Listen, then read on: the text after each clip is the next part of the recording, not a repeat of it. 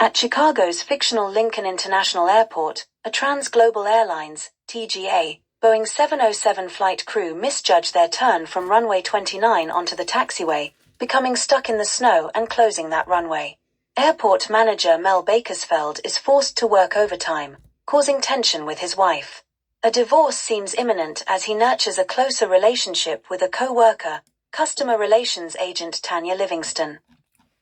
Pilot Vernon Demarest is scheduled to evaluate Captain Anson Harris during TGA Flight 2 to Rome.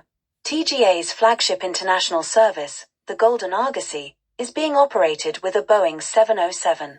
Despite being married to Bakersfeld's sister, Demarest is having an affair with Gwen Main, chief stewardess on the flight, who informs him before takeoff that she is pregnant with his child.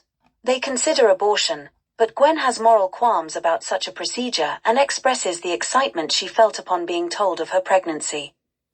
Bakersfeld borrows mechanic Joe Petroni to assist with moving TGA's disabled plane blocking runway 29. He and Tanya also deal with an elderly widow from San Diego who is a habitual stowaway on various airlines. Demolition expert Dio Guerrero, down on his luck and with a history of mental illness, buys both a ticket aboard Flight 2 and a large life insurance policy with the intent of committing suicide. He plans to set off a bomb in an attaché case while they fly over the Atlantic Ocean so that his wife, Inez, will collect $225,000 of insurance. His erratic behavior at the airport, including mistaking a customs officer for a gate agent, attracts officials' attention.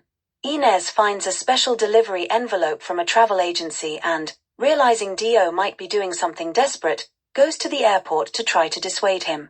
She informs officials that he had been fired from a construction job for misplacing explosives and that the family's financial situation is dire. The elderly widow manages to evade the employee assigned the task of putting her on a flight back to Los Angeles. Enchanted by the idea of a trip to Rome, she talks her way past the gate agent, boards Flight 2 and sits next to Guerrero. When Flight 2's crew is made aware of Guerrero's situation, they turn the plane back toward Chicago without informing the passengers. Once the stowaway widow is discovered, her help is enlisted by the crew to get to the briefcase, but the ploy fails. Demarest tries to persuade Guerrero not to trigger the bomb, informing him that his insurance policy has been nullified.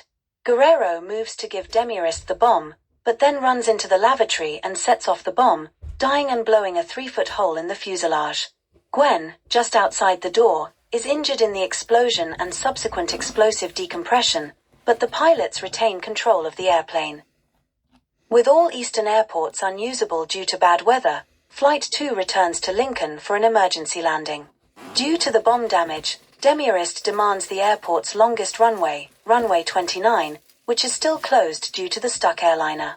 Bakersfeld orders the plane to be pushed off the runway by snowplows, despite the costly damage they would do to it. Petroni, who is taxa qualified on 707s, tries to move the stuck aircraft in time for Demarest's damaged aircraft to land.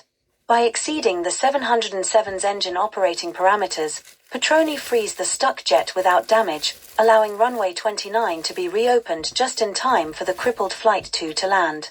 An assistant in the co-pilot's seat declares that the feat was impossible according to the manual, to which Petroni replies that's one nice thing about the 707.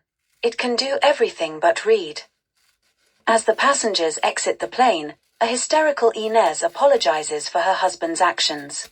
Demarest's wife sees him accompanying Gwen's stretcher as he says he will go with her to the hospital. Demarest has by now decided he wants her to go through with her pregnancy. Ada enjoys her reward of free first-class travel on TGA.